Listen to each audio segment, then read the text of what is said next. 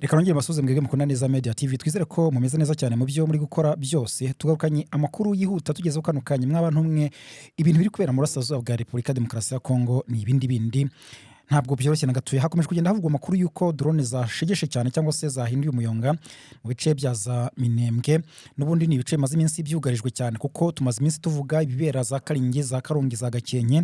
Aho ngaho rwose tukavuga ko urugamba ibintu byaho bitifashe neza kuko FARDC iri kugaba ibitero ikoresheje amadrone, ikoresheje indege za K6, ikoresheje indege za Kamikaze, igakoresha CH4, iri kugenda izihindura umunsi ku munsi. Noneho rero ubu ngubu yamaze guca igikuba, niko twavuga kuko ibintu FARDC ikoreye abo muri Minembwe cyangwa se murenge ni ibindi bindi. Ndaje mubwira uko ibintu byifashe igitavi, ndetse mubwire n'ibiri kubera imikenke kugeza ubu muri aya masaha. Turihuta cyane tukubwire uko ibintu byifashe hafi n'umujyi wa Uvira, ndetse rwose amakuru akagaragaza ko Baraka naho byakomeye. Hanyuma usibye n'ibyo turaza kunyarukira ku by'uko Repubulika Demokarasi ya Kongo iri kwifashisha Ebola mu kuba ishaka kwisubiza umujyi wa Goma. Ibi bintu biraza kubahira, biraza kugenda gute? Ubwo nibyo tuje kugenda turebera hamwe uko ibintu byifashe. Niko kandi tuzaye no kujya mu yandi makuru avugwa mu karere ka Afurika y'Uburasirazuba. Rwose nyuma yo kwikanga coup d'etat, Perezida Neva akoze impinduka zidasanzwe mu buyobozi bukuru bw'igisirikare bw'u Burundi. Izo mpinduka muri CNDD-FDD bihagaze bite? Byose nibyo tugiye kurebera hamwe kuko politiki y'u Burundi nayo muri iyi minsi irimo amakuru menshi cyane. Mu burasirazuba bwa Repubulika Demokarasi ya Kongo ubwo twatangiye n'amakuru, ubwo nizera ko rwose mwamaze gukora subscribe, gukanda like, gukanda share kugira ngo amakuru rwose akomeze kugenda bageraho neza cyane, kandi mukanaduha comment. Mu burasirazuba bwa Repubulika Demokarasi ya Kongo mu bice byo muri Kivu y'Amajyepfo hongeye kumvikana urusaku rw'ibiturika, aho rwose kugeza ubu igisirikare cya leta FARDC gikomeje gukoresha amadrone ndetse bikanica abaturage batandukanye hano mu bice by'Iminembwe. Ubu ngubu hari kuvugwa hibasiwe cyane n'ahitwa Imikenke, n'ahitwa Gitavi, n'ahitwa Karingi. Aho hose hagezweho ibitero bya za drone byakoreshejwemo drone za FARDC, ariko kandi bikanajyana n'imirwano yo hasi nk'uko amakuru atugeraho abivuga. Ibitero byose byasize hapfuye abaturage. Kugeza ubu igihe hahita nkubwira ngo imibare ni iyi ngiyi. Hari abaturage batangajwe Imikenke, Gitavi ndetse n'aho hose. Aho Karingi banavuga ko hanapfuye abana bagera kuri babiri bakomeretse, ariko Gitavi hakaba hapfuye umuntu ndetse n'aha Mikenke. Iyi rero twirwaneho isora itangazo ryihuta ry'igitaraganya nk'uko yarisohoye no ku munsi w'ejo, ivuga ko yiharangirije cyane ubutegetsi bwa Repubulika Demokarasi ya Kongo bukomeje kwibasira abaturage b'inzirakarengane bice bituyemo n'abaturage b'abanyamurenge, kandi bikagira ingaruka kuri bo mu buryo bwo kubica ndetse no kubabuza umutekano mu bikorwa byabo. Kugeza ubu rero twirwaneho yatangaje ko ibyo ngibyo bizatuma nabo bahaguruka mu kugira ngo bakomeze kurengera abaturage nabo birwanaho. Icyo kimwe nuko na M23 nayo yahise isora iryo tangazo nk'iryo, nayo yihanangiriza ubutegetsi bw'Kinshasa na koalisiyo yabwo, kuko baravuga ko bino bitero byabaye nubwo ari gukoreshamo amadrone biri no kujyana n'ubundi n'ibitero byo hasi birimo Wazalendo, birimo FDLR, birimo FARDC ndetse n'abarundi. Ariko nabo amakuru avuga ko rwose bari kugenda bahura n'ishyano cyangwa se bari guhura n'akaga gakomeye cyane hano mu gice cyo muri Kivu y'Amajyepfo. Aha rero byaje kurangira FARDC itangaje ko ngo izi drone ubundi bari gushinjwa natwe irwaneho, bo bavuze ko ngo ngariza M23 ngo zarashwe n'igisirikare cya Kongo FARDC, bigamba bavuga ko ngo drone y'umwanzi yarashwe. Nyamara amakuru yaje kumenyekana nasangwa n'abaturage batuye hariya mu bice byo muri Kivu y'Amajyepfo, baravuga ko izi drone zaturutse mu ruhande rw'igisirikare cya leta FARDC, ibigaragaza neza yuko ari drone za FARDC, ahubwo ko zaje no kuraswaho n'abarwanyi batwirwaneho na M23. Ahandi ntabura kukubwira amakuru yaho nuko arahitwa Ikaringi anahitwa Baraka. Ahangaha Wazalendo, FARDC bari kugenda barasana bikomeye cyane. Mu byo bari gupfa nuko Wazalendo ziri kubuzwa kuba mu bice by'imijyi, kuko no muri Uvira naho birahari hafi hasange, ariko bo bagakomeza kugenda abahizirika, bakavuga ko batagomba kuhava cyane ko ariko nanone hakaba n'ikindi bavuze bari gupfa kigendanye no gushinga amabariyeri. Muzi ko ubundi ibikorwa byo gushinga amabariyeri byakunze kuvugwa mu bice byo muri Kivu y'Amajyaruguru, za Rucuru na Masisi, ubwo M23 yari itarafata ibice byinshi byaho. Ahangaha henshi hari harashyizwe bariyeri na FDLR ndetse na Wazalendo, bari bakiri benshi abamayimayi za Nyatura, ibintu nk'ibyo ngibyo. Bagashinga bariyeri, barangiza umuturage utambutse bakamuca amafaranga runaka, amafaranga yo kwigura, amafaranga y'urugendo. Waba ufite umuzigo bagahuca amafaranga yisumbuyeho cyangwa se menshi. Waba ufite ikinyabiziga runaka cyangwa se igare bakagusha amafaranga y'umurengera. Ibyo ngibyo bigakorwa basimburana, cyangwa se bakaba baragabanye ahari amabariyeri. Ahari bariyeri ya Wazalendo niyo bari bafite amabariyeri, nabo hari bariyeri FARDC ya FDLR, bose bafite igice runaka bagenda basoreshamo abaturage mu bikorwa nk'ibyo ngibyo.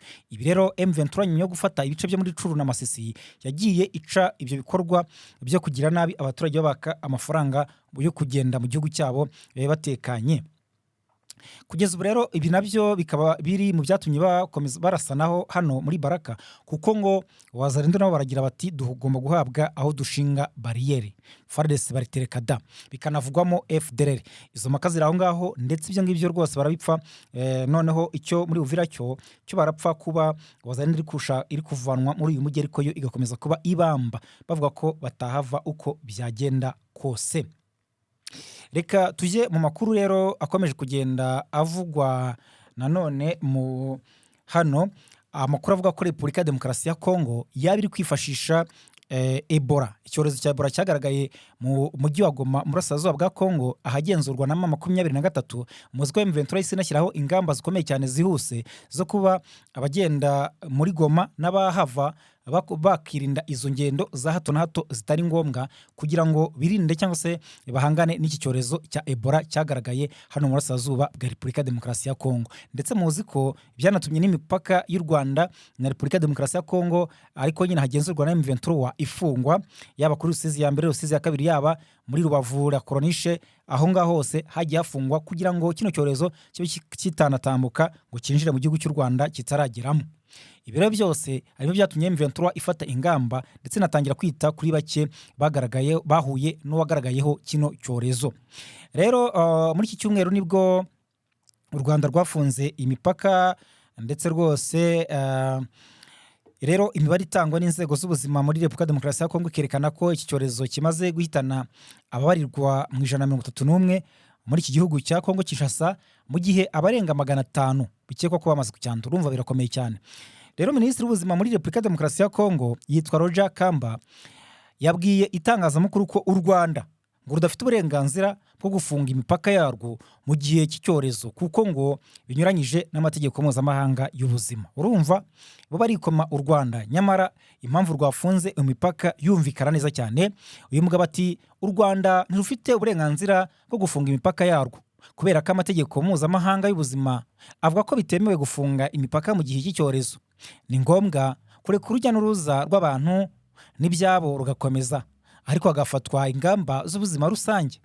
Rero ahangaha rwose mu gihe nanone Minisitiri w'itumanaho wa Repubulika ya Demokarasi ya Kongo akaba n'umuvugizi wa guverinoma y'iki gihugu Patrick Muyaya yagaragaje ko ngo kugira ngo ingamba zo gukumira Ebola muri Goma zigerweho, Abanyarwanda nabo bakorana bagomba kuva ku butaka bwa Kongo. Urumva uyu nawe yashimangiye ko ngo nta mpamvu n'imwe ikwiye gutuma u Rwanda rufunga imipaka yarwo.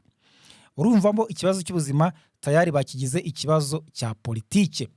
Minisiteri y'Ubuzima mu Rwanda iheruka gutangaza ko iri gukurikiranira hafi icyorezo cya Ebola cyongeye kwaduka muri Repubulika ya Demokarasi ya Kongo. Ihumuriza ahubwo abaturarwanda ko nta muntu urwaye iyi ndwara uragaragara mu Rwanda kugeza ubu.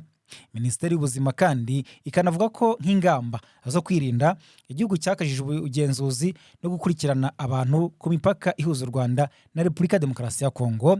Bakagira bati abakozi b'inzego z'ubuzima bari maso, kandi uburyo bwo gukurikirana indwara bwongereye imbaraga kugira ngo habeho gutahura hakiri kare no gutanga ubutabazi bwihuse igihe bibaye ngombwa.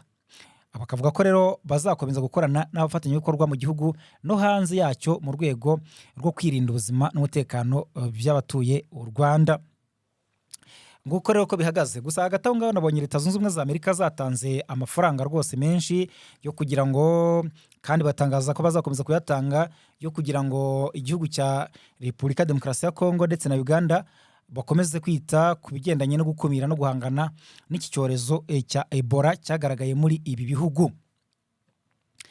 Hanyuma andi makuru rwose twahita tugarukaho inyuma gato, aravuga ko muri Mwenga M23 twirwaneho basuje inyuma FARDC, ingabo z'u Burundi, FDLR, Wazalendo n'abandi bafatanyabikorwa mu bitero bikomeye cyane byatangijwe na coalition ya FARDC. Bavuze ko abarenga 10 bo mu ruhande rwa FARDC basize umutwe, abandi barenga 20 barafatwa, ibirwanisho birenga 40 birafatirwa n'abarwanyi batwirwanaho na 23. Imirwano ikaba rwose yerongeye kwabura muri Mwenga na Warungu muri iyi minsi, aho kugeza ubu bari kuvuga ko amakuru aturuka muri ako karere aravuga ko imirwano ubundi yatangiye mu gitondo cya kare, nyuma y'uko uruhande rw'ingabo zishyigikiye leta ya Kinshasa bagabye ibitero ku birindiro bivuga ko bigenzurwa na M23 twirwaneho mu nkengero z'ahantu hitwa Kiyomvu. Abaturage bo muri ako gace bakavuga ko humvikanye urusaku rw'imbunda ziremereye n'amasasu ya Mortier mu gihe cy'amasaha menshi. Ibintu byateye impungenge abaturage benshi bahise banafunga bahunga ingo zabo rwose igitaraganya. Reka tunyarukire mu gihugu cy'u Burundi. Perezida w'u Burundi Evariste Ndayishimiye yakoze impinduka zikomeye mu buryo mu biro bya Presidence. Nakubwiye ko muri iyi minsi hari kugenda haba ibintu bidasanzwe. Mu mezi 2 gusa Perezida Ndayishimiye amaze gukora impinduka zigera muri 3 cyangwa se mu buryo mu bihe 3 bitandukanye, kandi mu nzego nkuru, mu za gisirikare, muri ministere, muri guverinoma ndetse n'ubu ngubu muri aya makuru tugiye kubagezaho. Bakagaragaza ko hari ikintu gikomeye cyane cyaba gihari. Ndaje nabigarukaho nyuma yo kugaruka kuri iyi nkuru. Rero rwose ni Perezida Neva bivuga ko yakoze impinduka zirimo gushyiraho abayobozi bashya bashinzwe itumanaho n'ibikorwa by'itangazamakuru rya Presidence. Muri izi mpinduka witwa Nancy Ninette Mutoni wahoze ari umunyamakuru ndetse wanakoze mu nzego zitandukanye z'ishyaka CNDD-FDD yagizwe umuvugizi mushya wa Perezida wa Repubulika y'u Burundi. Aya makuru yashyizwe ahagaragara ku itangazo ryashyizweho umukono na Perezida Evariste Ndayishimiye ubwe.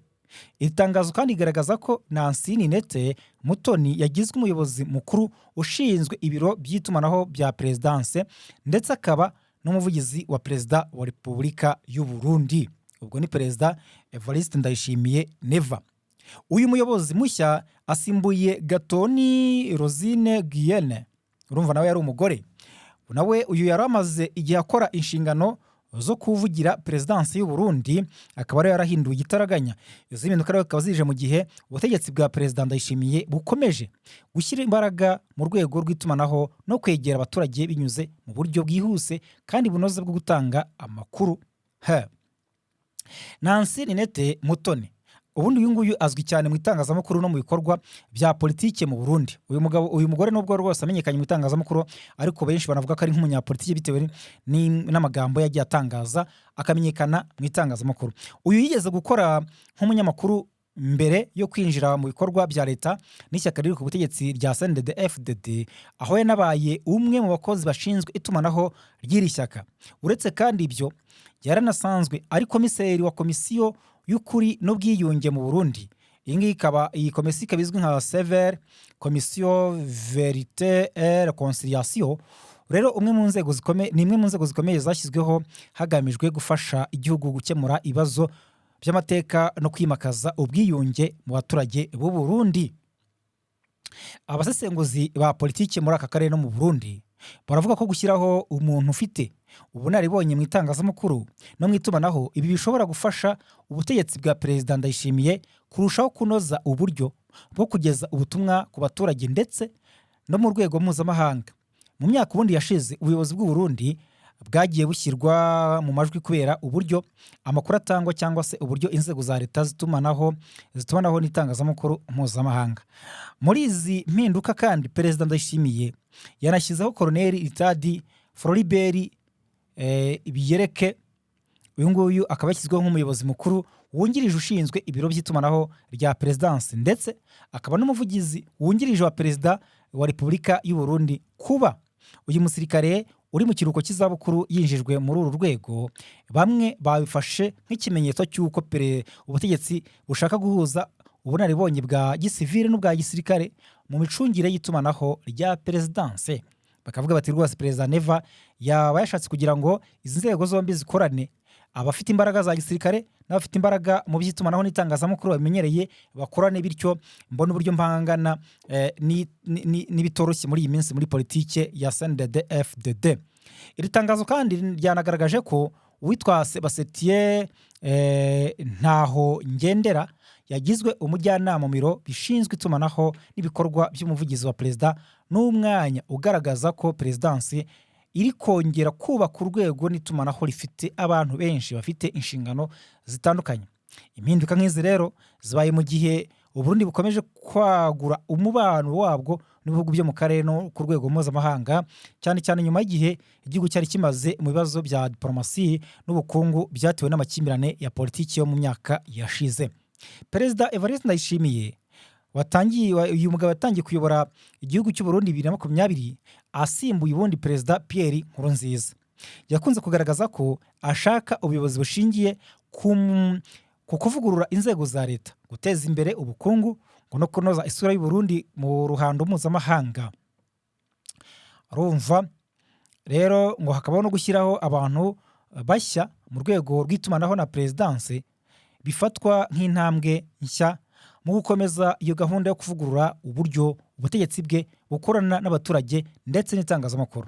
Gusa uko manda ye yatangiye niko yagiye ihindagurika, ndetse bamwe mu bakurikiranira hafi iby'imiyoborere ye bakavuga ko yananiwe guhangana n'ibibazo bikomeye igihugu gifite no kuyobora igihugu nk'uko byari byitezwe. Ibyo kukiyobora byo bikomeje kugenda binengwa na benshi.